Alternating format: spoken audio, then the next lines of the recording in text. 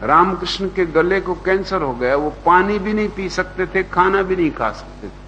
वो आखिरी बंधन तोड़ने का उपाय था, नहीं तो वो नाव पे सवार ही नहीं होंगे। सबने उनसे प्रार्थना की कि आप तो उस अवस्था में हैं कि अगर अस्तित्व को कह दें कि हटा लो इस कैंसर को तो ये हट जाएगा, क्यों हमें कष्ट दे रहे हैं। उनके भक्त, उनके प्रेमी, उनके शिष्य दिन रात भजन में, कीर्तन में, संकीर्तन में संलग्न थे कि किसी तरह रामकृष्ण का गले का कैंसर दूर हो जाए।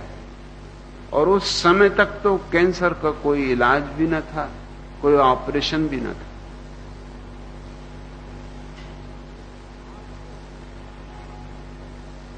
आखिर फिर उन्होंने शारदा को कहा कि तुम ही कहो।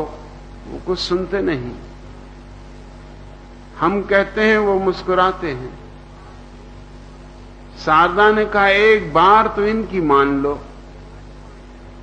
इन्होंने जिंदगी भर तुम्हारी मानी है, इन सब की कम से कम एक बार तो मान लो। एक बार अस्तित्व से कहो कि हटा लो इस कैंसर, और मैं यहां से नहीं हटूंगी, मैं यहां खड़ी हूं। आंख बंद करो और कहो अस्तित्व से कि हटा लो इस कैंसर को।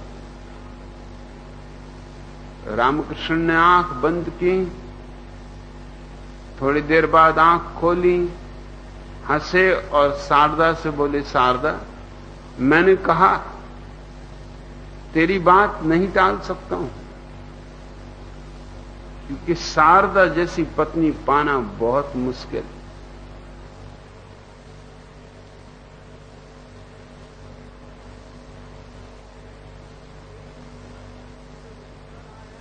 लेकिन अस्तित्व से उत्तर आया कि कब तक इसी गले पर निर्भर रहोगे, ये शरीर तो छूटना ही है। आज नहीं कल, कल नहीं परसों।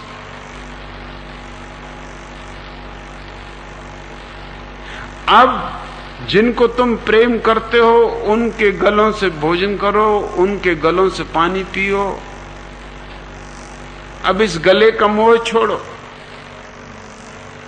ये अपना और तुम्हारा अब ये भेद छोड़ो। अब बोल। शारदा से उन्होंने कहा मैं क्या कहूं, अब मुझे और लज्जित मत कर। उसी रात उनके प्राण निकल गए, लेकिन वो ये कह गए कि याद रखना मैं तुम्हारे गलों का उपयोग करूंगा,